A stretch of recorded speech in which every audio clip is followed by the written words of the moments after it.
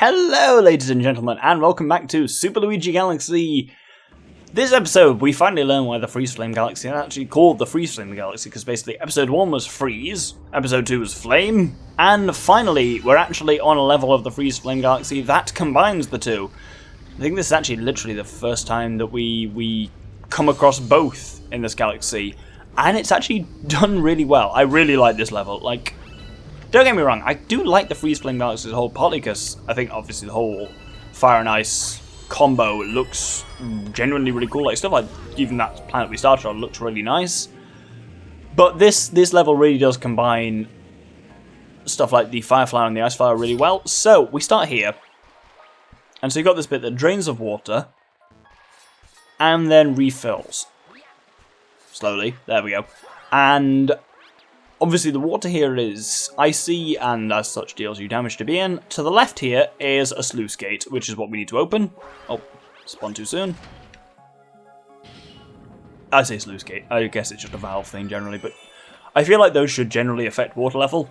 That one doesn't specifically, but when we come round, we then get into the hot part of this level. And so you've got now a burning tide that's kind of rising and falling. So I'm going to stay up here because I'm pretty sure this is about to get pretty hot. Ooh, pretty soon. Ooh, we can make it over there, you ballsy bastard, Doctor.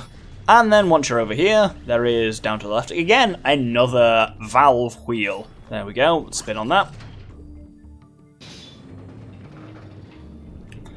And that nearly fucks me with the fire, with the lava even. So, if we now take this fire flower back to the other side, did you notice that there were two altars that needed lighting? Oh! Apparently I can survive cold water. Fine as Fire Luigi. I don't know why I expected I couldn't. He can swim. Fine. It's just never really actually come up one way or the other. Once you've lit both of those, you get a launch star which takes you on to the next area. This may be a shorter episode than expected because, according to my normal timings, that took me 5 minutes when I was practicing this. And that definitely wasn't 5 minutes. That was more like 1.5 to potentially 2. Now, we just learn another ability of Ice Luigi here. While we're skating, apparently Ice Luigi is cold enough to freeze lava, which is quite something. I mean, it really does depend on just what... I mean, freezing lava is a strange one. Like, it doesn't take that much to freeze... Oh, bugger, I should have really gotten that. Ooh, ice flower there. Yeah, freezing lava really doesn't take that much, like, obviously just water or anything like room temperature can, because just... I guess the thing you have to remember is... lava is really hot, like 1,500 degrees Celsius. So, or that's what, 1,700 Fahrenheit or something like that for Americans. It's warm, is what it is. Oh, bugger me! Why did I bloody? I tried to long jump and instead just. I did this a couple of episodes ago. You attempt to long jump and you just butt stomp into oblivion. Yeah, it's actually one of my favourite facts about lava is the fact that, so, lava is 1,500 degrees, and tungsten is one of the elements, it's a metal, and it has one of the highest melting points of any metal, to the point where its melting point is about 3,200-ish degrees, so roughly twice that of lava. So what that means, if you had basically liquid tungsten and liquid lava, if you poured the liquid tungsten onto the liquid lava, then the tungsten would cool the... Am I right in saying that? Cool the lava down? I don't know. I don't think I phrased this particularly well.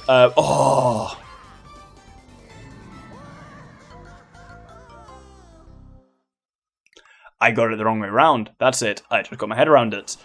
No, the exciting thing is if you had liquid tungsten and you poured lava onto it, lava would cool liquid tungsten down rather than heating it up, because liquid tungsten is literally twice the temperature of lava. Therefore, yeah, technically speaking, adding lava to it would cool it down, which is insane when you think about it. I mean, just... the idea of lava is crazy to me. Like, it seems like such a normal thing, and then you think about it and you're like, actually no, this is liquid rock. Like, when you seriously think about the temperatures you need to make rock liquid, that's bloody ludicrous. And the more I think about it, the worse it gets. I'm just like, just, if in your head, just, whenever someone says lava, just substitute it for liquid rock.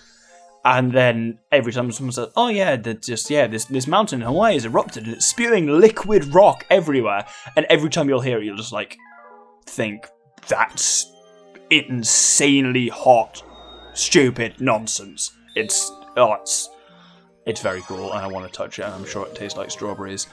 But my own ramblings aside, we're going to do another new episode this time. Oh, you might have noticed, I didn't mention it at the time, but that last episode, that was the second part of that episode, was the setting as well for the Cosmic Mario race that we did like 10 episodes ago on the Freezeflame Galaxy. And weirdly, you unlock that as soon as you defeated the first episode. You don't have to have beaten Hot and Cold Collide to unlock the Shadow Luigi level, even though that level uses geometry from that final level anyway. This is a really good level in Dusty Dune Galaxy, the Sun-Baked Sandcastle.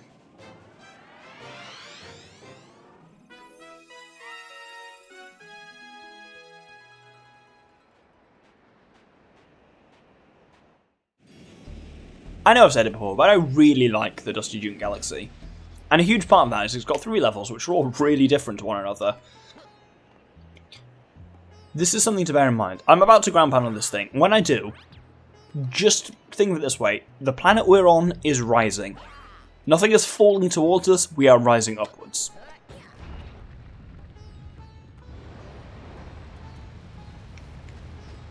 So what we have to do is dodge all of these blocks, which, technically speaking, and this is why I kind of made it clear, because the whole level kind of hinges on you understanding this concept. It feels like those blocks are falling down towards us, but technically speaking, we are rising towards them. And that's basically, this is the gimmick for this episode.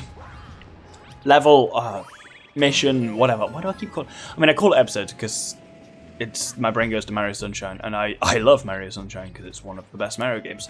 I'm going to grab that starship there, and then let's move down. And once again, the planet is moving down rather than that tower in the middle moving up necessarily. Let's grab this shell. No, I just have to remember where to bloody use it. I think it's here. Is it? Oh, well, I mean, there is a starship here, which is pretty nice. That was not what I was looking for, though. So I guess it's somewhere else. I think it's... Oh, it's on that nubbin on the edge. No, it's not there. I would guess maybe it is on just where I was. Let's try that. So let's shrink us down again. So now at this point again, once we're moving up. If you see that bit in the background, that really gives you an idea of what's going on. Oh, there we go. So there was our third starship, and then the fourth, I think, is on the end here. And then we've got one more starship to get, and I can't unfortunately remember exactly speaking where it is. Not that I don't know, I just, its exact position does at this particular point in time escape my immediate knowledge. That's just not there. Oh. It's somewhere up here. There we go. I did roughly know. It was in my head, just not in a part of my head I could actually access with any availability. You know when you have that, like, it is a common thing, especially with me, where I'm like, that information is in there. It's not accessible, but that is not in any way to say it's not in there. But I may not... Something needs to prompt that before that's actually going to be accessible. And it's a really annoying thing to know that it's... Oh. There's a moving spiky bastard, so I'm just going to kick this. Ow! Snippy Snapper! Motherfucker! Kick that straight into it. Oh! That's actually the way to the next level. I'm going to jump on this Goomba. Oh! I really thought it kicked me hard there. Which would have been very embarrassing. Let's just kill some of these Snippy Snappers. Oh, fucking... Why do I care about the Snippy Snappers? Fuck it. Let's just head straight on to the next level. Next level? Next planetoid. Also the same next level in a traditional sense. As in, if you think about an old game has been made up of levels. In this way, planetoids are kind of levels. So here we take a sling star very short distance to the next level. Planetoid. I'm stuck at this point. So, here we can actually boot these melons between gravity wells. I'm not doing very well at it, but so far... I just realised the pun I made, and it's so good. That I'm booting coconuts between gravity wells, and I said I'm not doing very well at it. I'm very funny, damn it. Fuck you. Don't. Oh. I'm sure, right, that was the kind of pun that was designed to deliver in equal parts hilarity and pain to my subjects, so I'm okay with this. If we hit these well, as you can see, they are the only real way of defeating the Pokey. Once we've knocked it down, we take it out. So actually, I only really needed to hit one of them over into this well. I'm still so proud of that pun. I thought that was very funny. Oh, dear me. So, there's the star. And it's at the top of a tower, or bottom of a tower. It's actually really hard to tell exactly which direction it is, and it's only going to get worse. Because, well, you know, here's the thing of the whole level, isn't it? So, once we're in here... I said, once we're in here... So the level starts moving down, which means as far as we're concerned, things start moving up.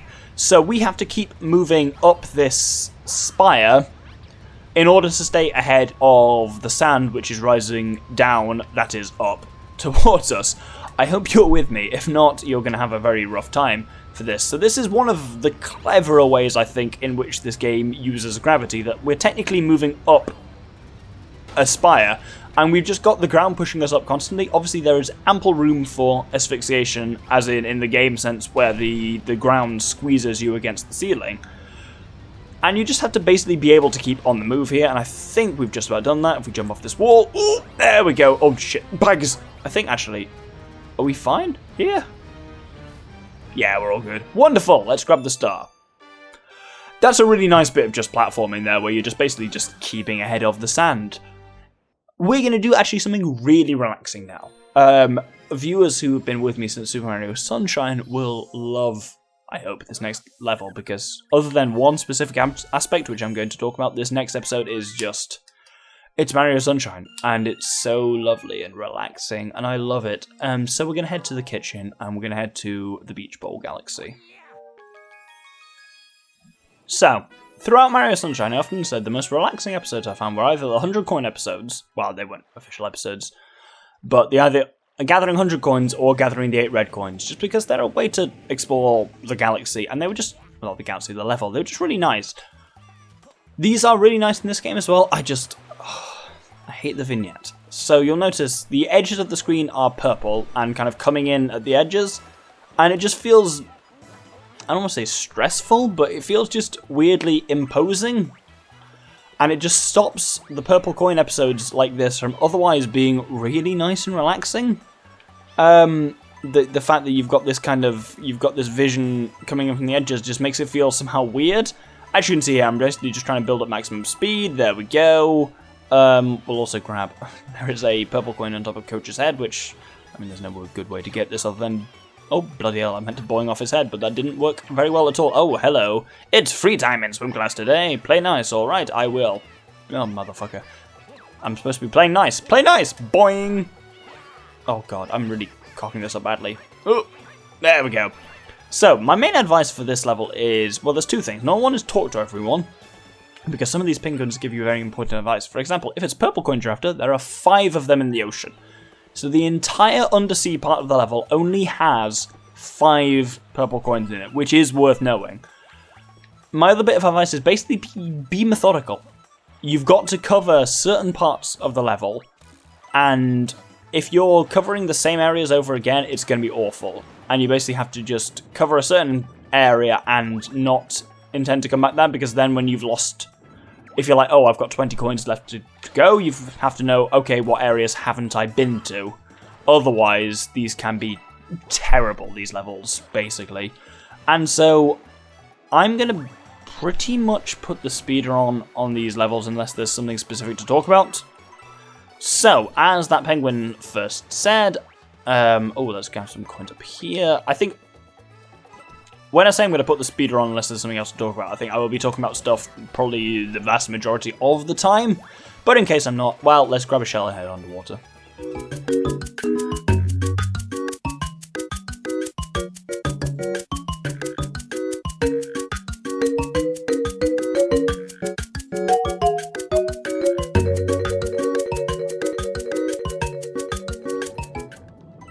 Right, so that should be all 5 that are underwater. So that means there's still a grand total of 46 coins to gather on the surface, which is not any small feat, to be honest.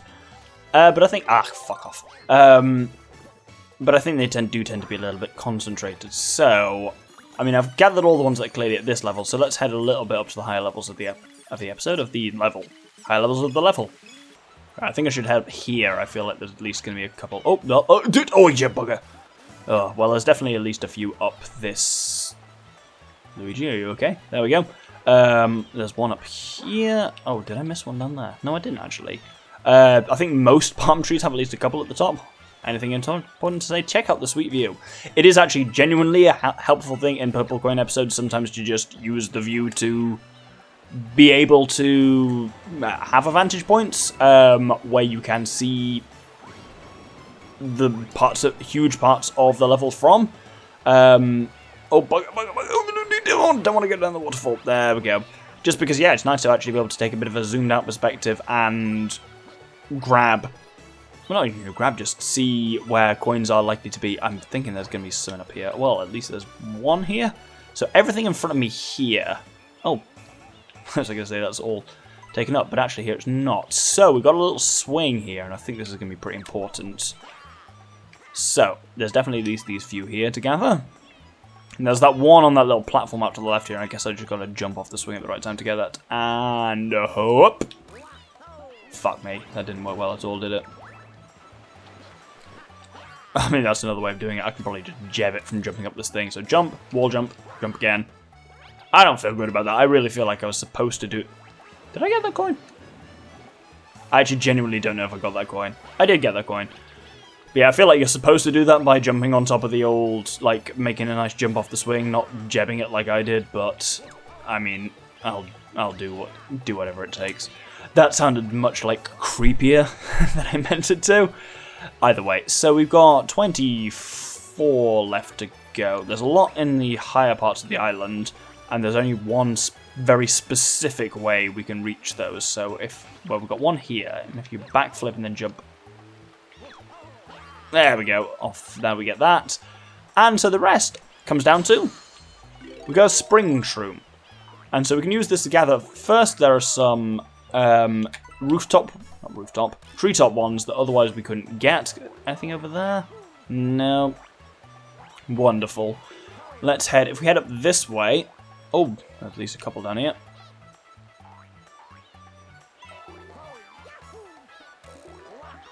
Oh, no. Okay. I really thought I was going to make that in one. And come on, come on, come on, come on. Get the fuck up there, you daft, silly bastard. Oh, Christ. There we go. Right.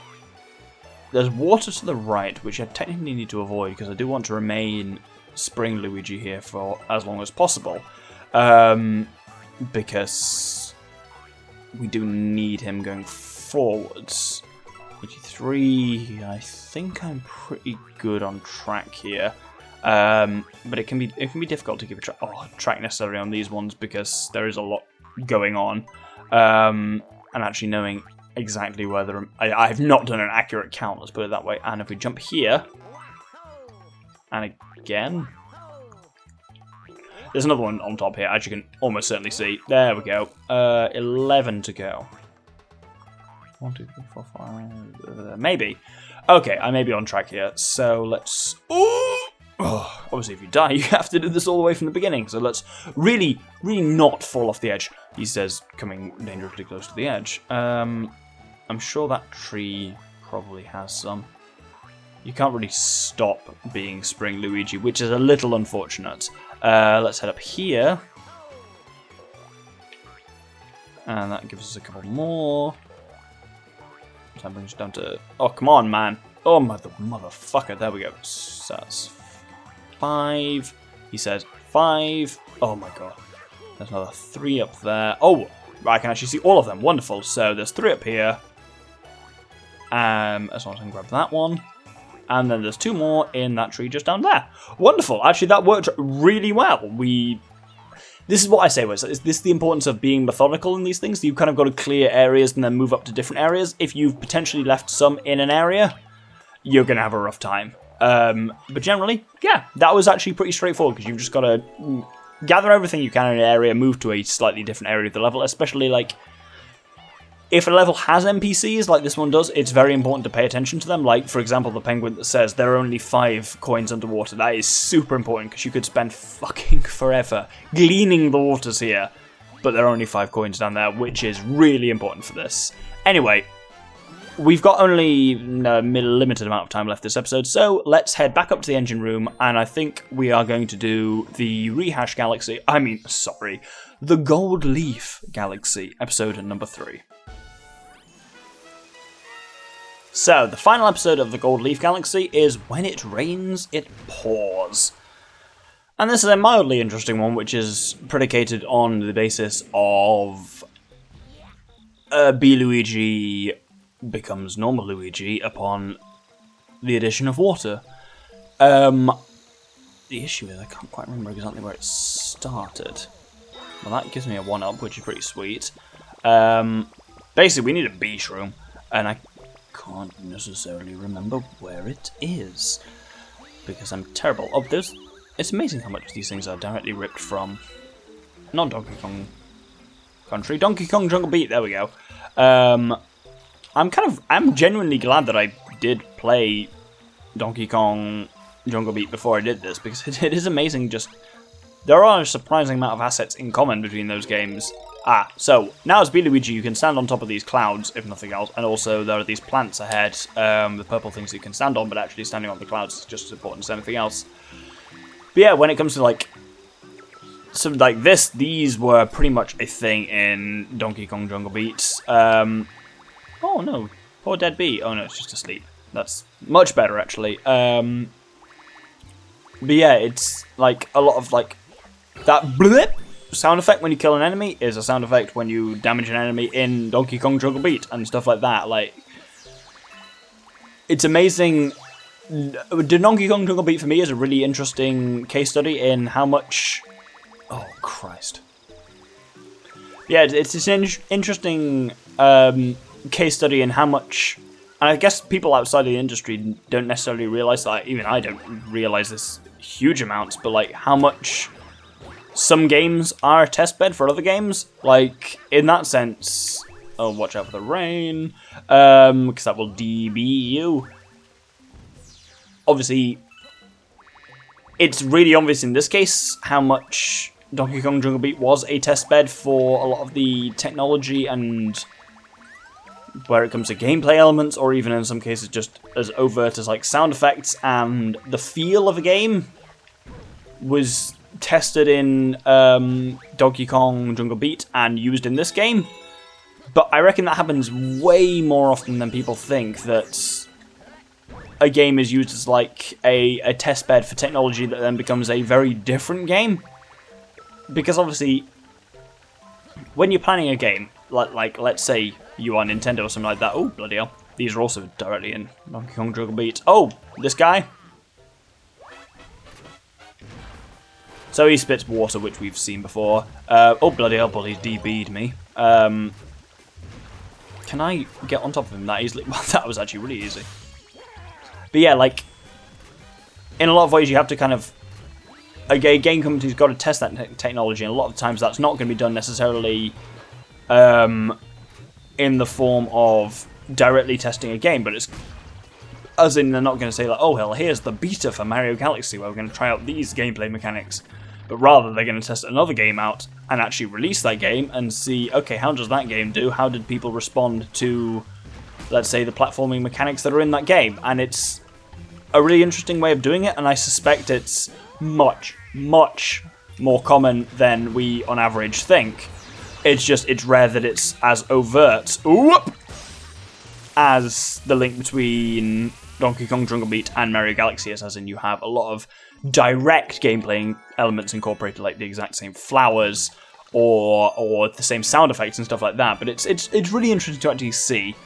But anyway, we're going to end the episode there. So thank you very much for watching. We've done a couple of interesting episodes, actually. We've done some stuff in the Freezeflame Galaxy, the Dusty June. We've done a really nice, relaxing Purple Coin episode. And we've done, obviously, that one which we just did. Wonderful. very, very elucidating as ever. We've done the one that we just did. Obviously, the viewer could have figured that out, Doctor. They're not bloody stupid. Next episode, we're going to be doing some very relaxing episodes and some awful episodes. We're actually going to start off with one of my least favourite, or it's not that it's my least favourite, but certainly one of the hardest, generally considered, stars in the entire game. Thank you very much, and good day.